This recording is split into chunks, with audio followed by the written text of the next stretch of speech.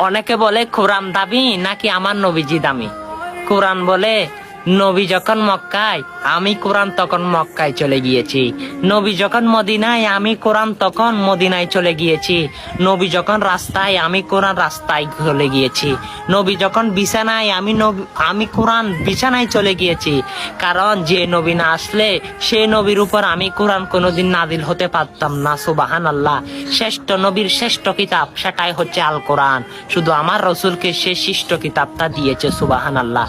104 খানা কিতাব, তার মধ্যে 100 খানা ছোট, 4 খানা বড়, অবশ্য আর 3 খানা যেমন ঈসা রুহাল্লাহ, মুসা নবী আর ঈসা নবীকে দেওয়া হয়েছিল।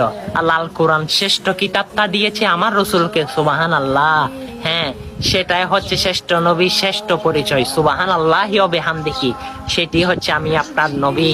হ্যাঁ, এই ভিডিওটা পৌঁছে দিয়ে অনেক মানুষ আপনার কারণে এই বার্তাটা জানতে পারবে, অবশ্যই অনেক কিছু শিক্ষা গ্রহণ করতে পারবে। আমিন।